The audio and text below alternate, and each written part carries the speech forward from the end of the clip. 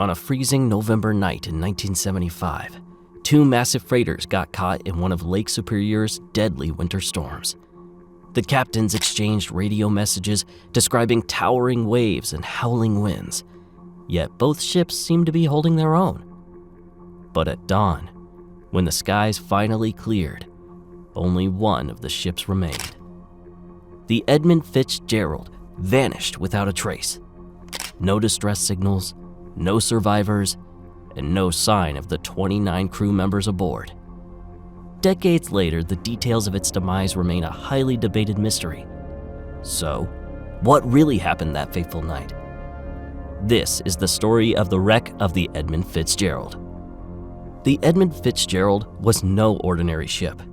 When it launched in 1958, it was the largest freighter ever to grace the Great Lakes, measuring 729 feet long and capable of carrying over 26,000 tons of cargo. It was a driving force behind the entire Midwest economy. Its size earned it the nickname, the pride of the American side. And for nearly 2 decades, the Fitzgerald hauled raw material like iron ore from the mines of Minnesota's Mesabi Range to manufacturing hubs across the Midwest.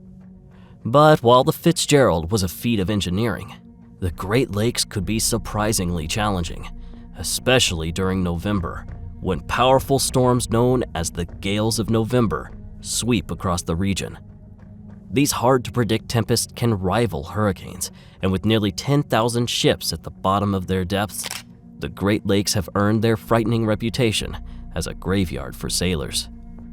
Despite the risks, shipping has remained a central player to the region's economy. The Edmund Fitzgerald are at the heart of it all. When it was launched in 1958, the Fitzgerald was a giant picture of state-of-the-art engineering. It seemed invincible, roaming the Great Lakes as a proud symbol of a thriving American industry. In 1972, the Fitzgerald received a new captain by the name of Ernest McSorley. McSorley had started working on ships at just 18 years old, beginning as a deckhand aboard ocean-going freighters. His career quickly advanced as he transitioned to freshwater freighters on the Great Lakes, where he worked his way up the ranks and became the youngest captain on the Great Lakes. In the fall of 1975, Captain McSorley was 63 years old, and with a 44-year-long shipping career under his belt, he decided this would be his final season before retirement. Now, the Great Lakes shipping season comes to an end every year when the industry takes a winter break to avoid dangerous ice formations and powerful winter storms. The exact timing is dependent on the weather of any given year, but companies typically aim to have their final shipments completed by late December, when the winter conditions really start to become a hazard. But regardless, all shipping has a hard cutoff date on January 15th, the date when the U.S. Army Corps of Engineers closes Sioux Locks, which connects Lake Superior to the lower Great Lakes, where many of the manufacturing hubs reside. So when the Edmund Fitzgerald was scheduled to depart on November 9th, 1975, Captain Ernest McSorley would have only been a month or two away from a well-deserved retirement. McSorley and his crew were set to take the well-traveled 700-mile route from Superior to Detroit.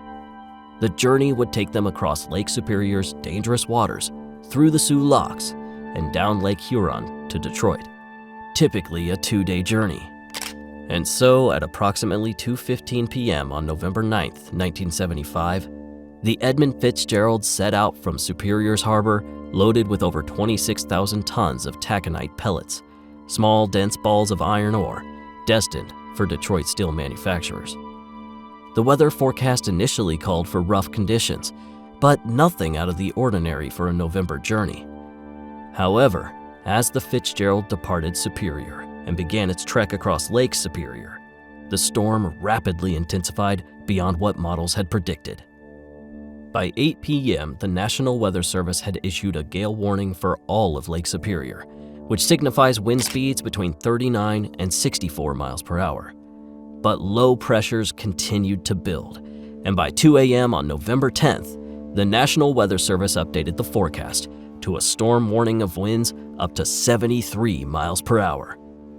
Captain McSorley, well aware of the worsening storm, altered the ship's course to take a slightly longer but more sheltered route along the Canadian coastline, a common tactic during harsh weather conditions. This route took the ship between the rocky shores of Isle Royale and the Keweenaw Peninsula, providing natural buffers from the wind and waves. Trailing 10 to 15 miles behind was the Arthur M. Anderson, another freighter captained by Bernie Cooper. The Anderson had joined the Fitzgerald early in the journey, as both ships were headed in the same direction, and traveling in convoy was a safer option, given the rough conditions. It maintained radio contact with the Fitzgerald as the storm worsened. For hours, the two ships braved the violent winds and towering seas, their crews battling to keep their vessels steady and afloat. By late afternoon on November 10th, the storm had reached its peak, with wind gusts surpassing 85 miles per hour. Heavy snow began to fall, causing the Arthur M. Anderson to completely lose sight of the Fitzgerald. From here, the Fitzgerald began to report a series of issues over the radio. First, its radar system malfunctioned, leaving the crew blind to their surroundings and reliant on the Anderson for navigational guidance. Then McSorley informed Cooper that the Fitzgerald had sustained topside damage from the massive waves, including 2 vent covers lost and a significant tilt to one side due to the water flooding the cargo hold. Despite the mounting challenges, McSorley's experience had gotten him through many violent storms, and his tone remained calm and professional, assuring Cooper that they were managing the situation. In their final radio communication at 7:10 p.m., when asked how they were faring, McSorley's now famous words echoed through the speaker. "We're holding our own." Less than 10 minutes later, the Fitzgerald disappeared from the Anderson's radar entirely, and McSorley's voice fell silent. When repeated attempts to contact the Fitzgerald failed, Captain Cooper of the Anderson alerted the U.S. Coast Guard at 8:30 p.m., reporting the loss of the vessel.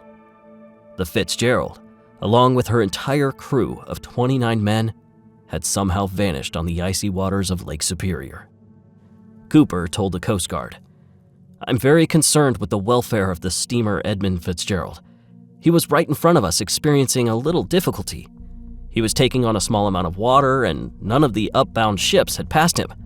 I can see no lights as before, and I don't have him on radar.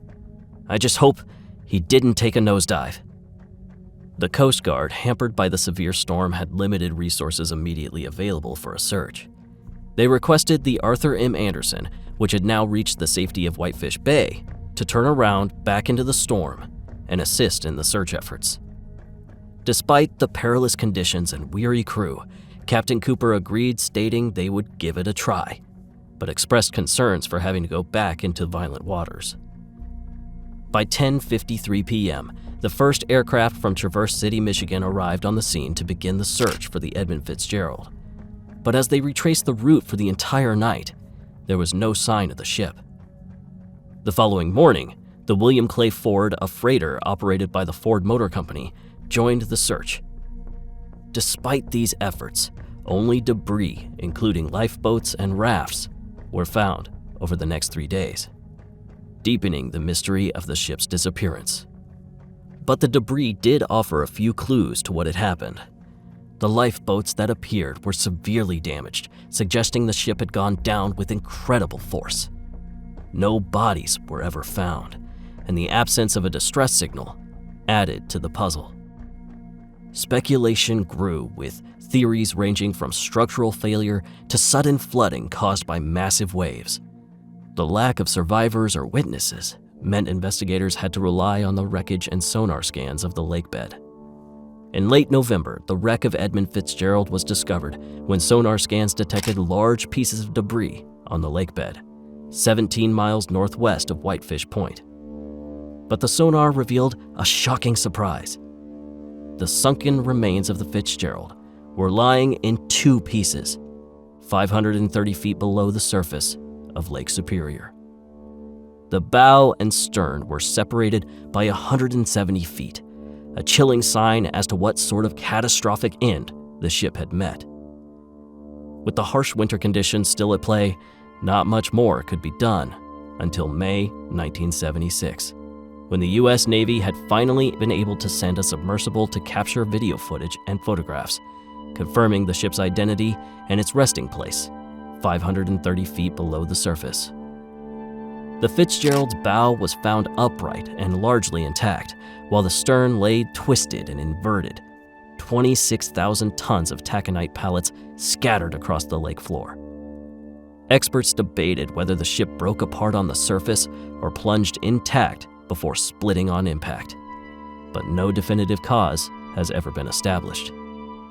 Since that fateful night, the mystery of the Edmund Fitzgerald continues to captivate historians, experts, and the general public alike.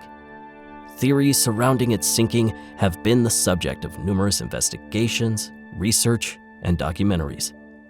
The Coast Guard's 1977 investigation blamed improperly secured cargo hatch covers for allowing water to flood the hold, but the shipping community dismissed this as too minor for such a catastrophic loss. Captain Bernie Cooper of the Arthur M. Anderson offered a more compelling theory. The Fitzgerald might have run aground on 6 Fathom Shoal or Caribou Shoal, critically damaging its hull. The wreck's condition, split in 2 large pieces, seemed to support this theory of structural damage from grounding, and many in the shipping industry agreed.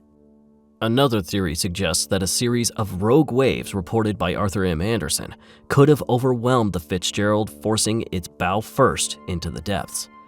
Others point to the ship's aging structure, suggesting that after 2 decades of service, stress fractures could have led to a catastrophic failure during the storm. The inverted position of the stern and the separation of the ship into 2 pieces might indicate such a break. Despite multiple investigations, including detailed sonar surveys and underwater footage, no single theory has been proven conclusively. The lack of a distress call and a rapid disappearance of the ship further complicates the mystery. What is clear, however, is that the Fitzgerald faced an extraordinary convergence of harsh weather, challenging navigation, and potentially fatal vulnerabilities. Factors that combine to create one of the most fascinating and haunting tragedies in Great Lakes history. So what do you think happened to the Edmund Fitzgerald? Let us know in the comments. If you enjoyed this video, don't forget to like and subscribe for more incredible survival stories. Hope to see you in the next one.